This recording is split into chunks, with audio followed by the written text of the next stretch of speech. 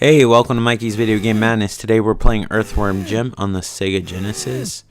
If you're not from North America, it's Sega Mega Drive, which actually sounds kind of cooler if you ask me. But anyway, this is Earthworm Jim on the Sega Genesis. This also came out on the Super Nintendo, various computer, home console thingies, and thingies. I'm really using my nouns here. Various home computer systems, and it also came out on the Sega CD as a special edition. That's the one I probably played the most of. I actually had a Sega CD when they were liquidating them, and I was fortunate enough to get this on the Sega CD, which in my opinion is the best version. There was also a Windows 95 version, which I imagine has better color, but apparently it was based on the Sega Genesis version, so I don't know. I never played it. I played like these versions on DOS at a friend's house, but I only played it one time and don't remember much of it.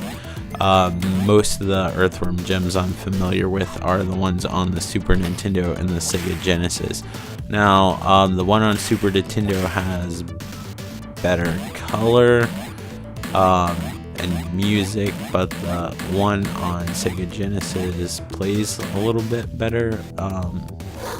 There's little graphical effects that are a little bit better, like more animations. I don't see it here, but I could have sworn, like, I can't personally tell the difference all that well, but I remember reading in an article in Game Players of the differences. I think one has a lens flare and the other one didn't, but ultimately the Sega Genesis one is more favored gameplay wise. I think from experience, I think the Super Nintendo version's a little bit slower. It's been so many years since I played this game like hardcore. As you notice, I'm gonna suck at this game because I don't know it like I used to know it. I mostly had the Sega CD version, which was awesome because it was one of the few platform games that actually used the CD beside just for cutscenes. You had a nice CD soundtrack that used the extra data to add more levels. There's a little bit more animation and stuff like that, and I don't know, it was pretty awesome, and the loading times weren't that bad on it either. I still have the Sega CD version, but fortunately my Sega CD is not scratched. My Sega CD doesn't work, so I'd have to emulate it on the computer, and it would just be a pain in the ass, and this was easier. And the reason why I did this video is because I would like to, keyword on would like to, so that's keywords, that's more than one word, do a holiday guide of maybe, if you have money, that suggestions for games that you could get for yourself or games that you could get for other people, that is considering that you trust my taste in games, but you're probably not going to like every game, but it's a video I want to make. But maybe there's a game in there that you'll find, and maybe it'll be interesting to hear my opinion versus some popular YouTuber that cares only about revenue, or a super popular like media channel or whatever telling you what games to buy. Get the impressions from the little guy that I don't consider myself as jaded as some other people, and I'm not one to try to pump myself up or try to get more views by pretending to be the little guy. I mean, I am the little guy, which kind of sucks when you want to really tell someone about how great a game is that's being shit on, because not a lot of people are going to hear you out. As you can see right here, I'm still getting used to replaying this game because I haven't played it in quite some time, and I've played so many games since I've played this. So at first I had to figure out that your gun doesn't have unlimited reach. You have to be somewhat close. But yeah, the animation on this is really good. This is made by Shiny, which made the really popular, or at least popular at the time, Genesis conversion of Aladdin, which actually had hand-drawn animation from Disney animators. And even though the Capcom Super Nintendo version of Aladdin was really good, it ultimately lost in popularity to the Sega Genesis version of Aladdin, which I think is great. Part of me almost prefers the Capcom Aladdin just because it has a better learning curve, and it's just genuinely easier to play. Not that Aladdin on the Sega Genesis is hard to play, it's just that the game gets pretty difficult later on. You'll have to bear with me. When I get to around the second barrel, it like gets lost in the back of the screen and I have to die in order to start over again. I was waiting for him to give me a new barrel, but I don't know, the game kind of screwed up. That doesn't really ever happen, but it happened when I was recording. I swear, like, the rarest occurrences, and I'm not just saying this just to justify what happens in the video, but I swear, like, the rarest occurrences when I record these things happen. So basically, whatever can go wrong will go wrong when I record these things. Essentially, what you have to do is wait for those little crates to drop and then launch them on that springboard and have it hit him in the ass, and then he pukes fish for no apparent reason. The first version of this game I actually played was on the Super Nintendo, and I was pretty impressed with it. First version of this game I owned was on the Sega CD, which was great because of the CD soundtrack and everything. And I didn't really notice how huge of a difference the CD soundtrack was until I went back to the Sega Genesis version. Of course, the Super Nintendo version sounds a little bit better because it has that Sony sound chip in it, but Sega Genesis on here does a pretty decent job with sound and stuff like that. And with the animation, you can tell that Shiny really tapped the power of the Sega Genesis as well as other systems. I mean, it's not going to be on most people's top 10s list, but for instance, on the PlayStation 2, The Matrix, The Path of Neo, which is a game that at least I liked at the time. I have it. I want to do a video of it at some point, but there's so many games I want to do videos at some point. It's almost like a moot point to make it at this stage of the game with videos, as I always say I'd like to make a video, but at some point I would. There's slow parts in the game, but Shiny did a lot of cool things. Shiny, to my knowledge, is the only person that was it's a whole company, but when I think of Shiny, I actually think of I think it's Dave Perry that used to own it, and after Shiny went on to working with Gaikai, and then that ended up turning into PlayStation Now, which I've never tried. I heard it works fairly decent, but I don't know. At least with my internet connection being unreliable, as I live in an old building and there's so many wires from yesteryear crossed against each other. I'm sure like 95% of them aren't even functional. Like, I can't imagine getting smooth streaming, and plus I like to own the games and not play like pixelated streaming versions of them. But you know, who knows, maybe that's where the future will be, and if I want to play newer games, I'll have to suck it up, or I could just play old games. But I like games too much. I can't ever see myself, at least as the filming of this video, like not ever playing games at some point in my life, which is going to look really ridiculous if I live to be an old man. But yeah, this game's really great. I love that it has the game player's seal of approval on the cover of the Sega Genesis version, and at least I can't remember if the Super Nintendo box did. I actually forgot about it until I was looking for thumbnails of the box to put on my actual YouTube thumbnail, and I noticed it had the game player's seal of approval, and that was the first magazine I ever had a subscription to, and I absolutely loved it because a lot of times you would get a magazine that was Nintendo or Sega, and I love that Game Players covered everything.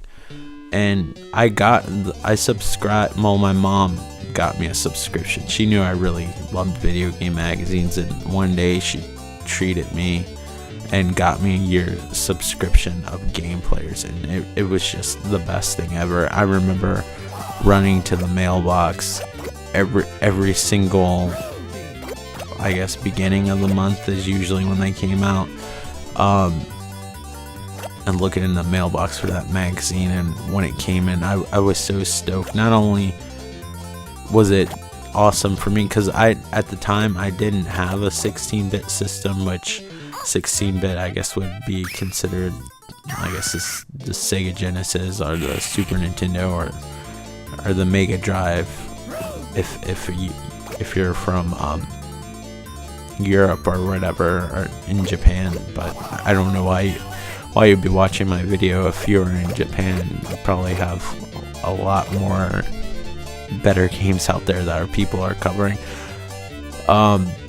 Sort of envious sometimes. I look at these libraries and see all the games that weren't released that came out exclusively in Japan. But this game is actually good, and they actually came out with a remastered version of this for the PlayStation 3 and the Xbox 360. They probably did on the PC. As far as PC goes, I really can't cover. There is so much stuff that comes out on Steam. I can't honestly keep up with it, and they kind of sneak it on there. A lot of times I'll be like, this is for this system, this is for the system, and I'll randomly browse on Steam and it just randomly shows up. There's like so much stuff on Steam. Steam and GOG is a great place if you don't mind not having physical copies. Although from what I hear with GOG, there's a way to back them up. But what's cool about physical copies, if you can get a decent physical copy, like for instance this game came with like a really cool comic book of Earthworm Jim's origin story and stuff like that. And I really love the Tex Avery inspired Tex Avery with a hint of Chuck Jones, and then there's also like this dark, morbid sense of humor. Right now you're in basically hell, and if you see in the background there's a little cat just kind of dancing along to the music, and the cat's appropriately named Evil the Cat. And at the end of this, which unfortunately, spoiler alert, I don't get to, you have to hit him 9 times, and I love how there's an actual local countdown every time you take away one of his lives. It's hilarious. But Earthworm Jim, when it came out, it was pretty popular, but for some reason I didn't have a Super Nintendo at the time, and I really wanted to play this game. But the Sega Genesis version in my area was really hard to find. The only time I ever saw it was at the Price Club, which you probably don't know what that is. It's what Costco is now. And if you don't know what Costco is, it's basically a store mostly made for businesses that you buy in bulk. Say you go to the regular store and you buy like a stick of butter. If you heard some kind of clicking, I accidentally punched the microphone. I guess I have some displacement aggression that I wasn't aware of. Actually, just accidentally knocked it. But anyway,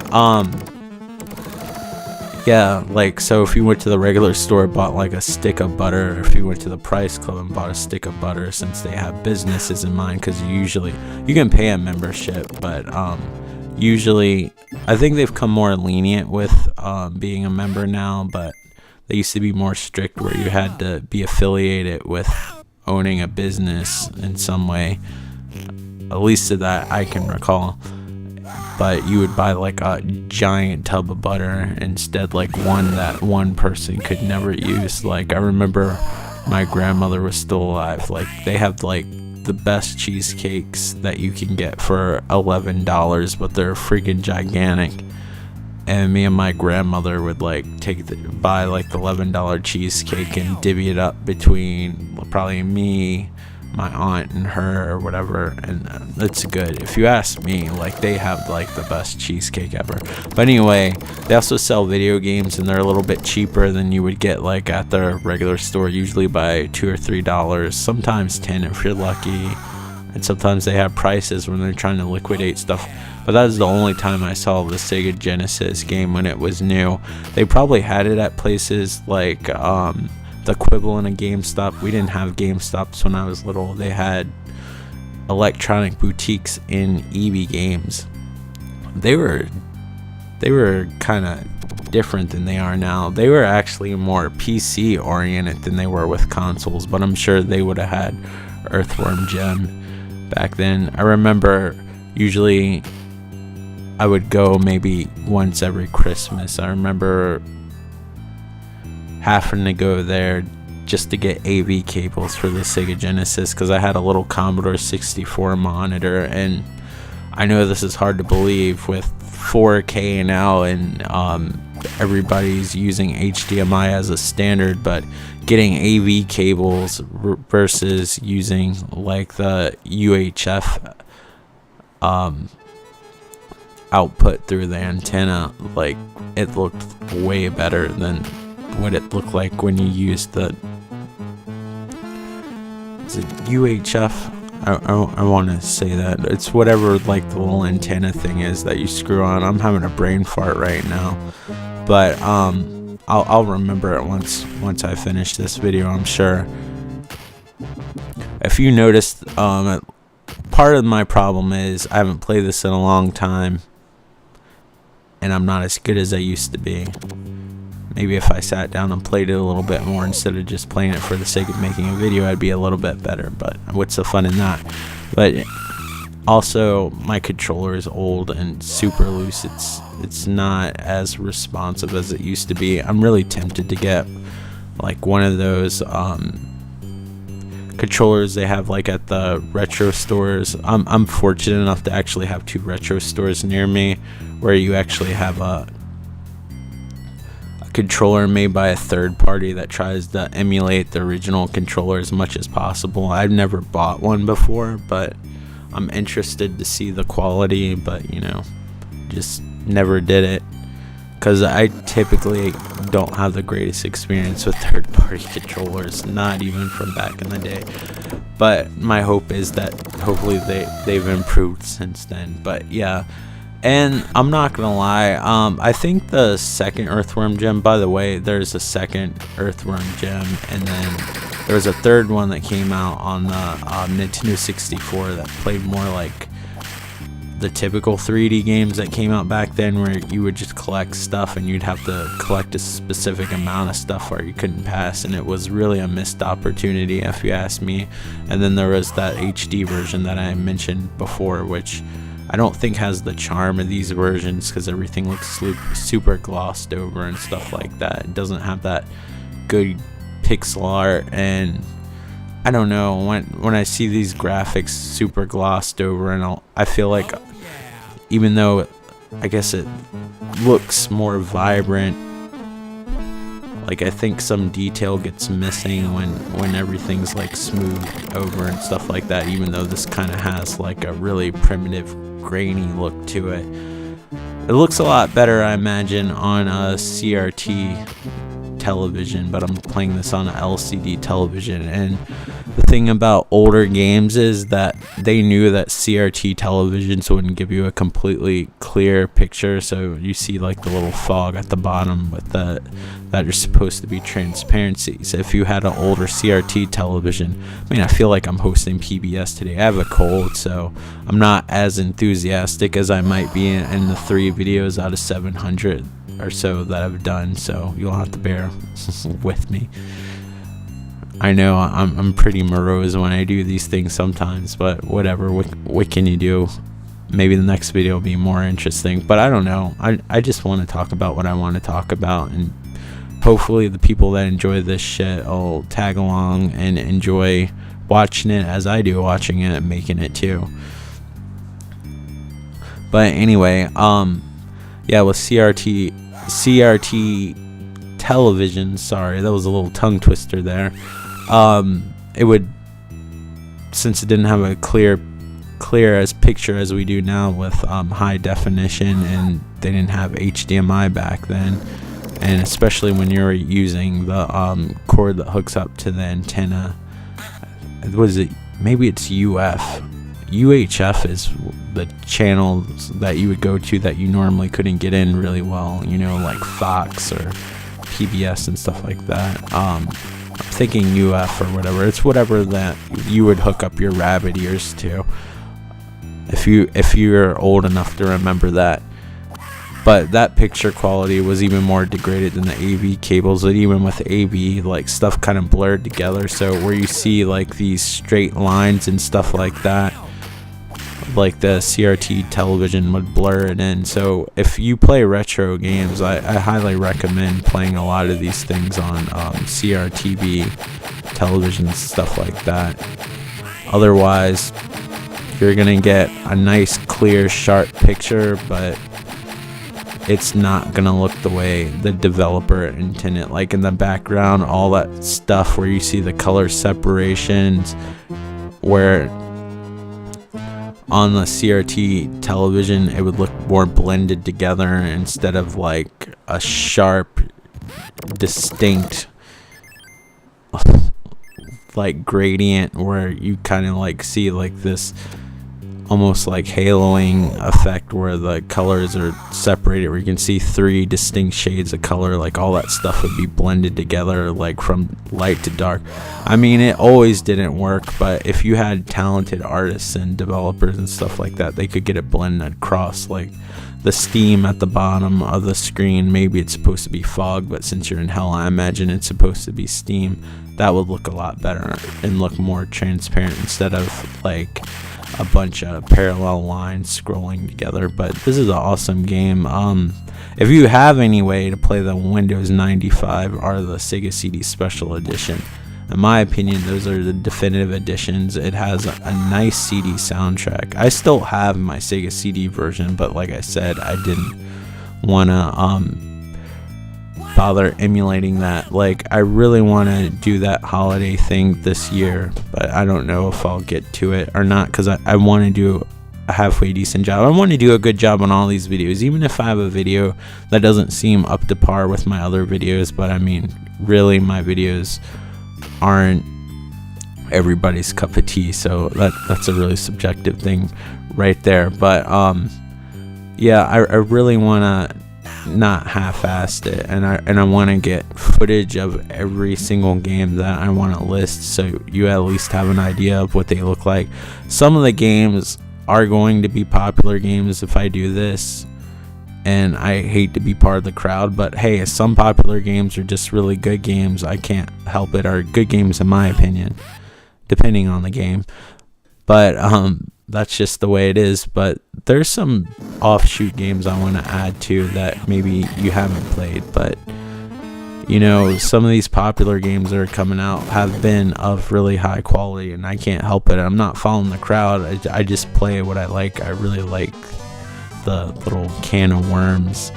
Like, so if you picked yes, the can would open up and worms would come out of the can, but unfortunately, since we're ending this video, we don't want that can of worms to open up, so we're gonna have to pick no. And I hope you guys are doing well and everything's great, and hopefully I'll get that video out made in time. But I want to do some video, and I'd rather not do a game of the year video where everything's already covered. So I hope you're all doing well, and talk to you later. Bye. If you want to, like, comment, and subscribe. Thanks for watching.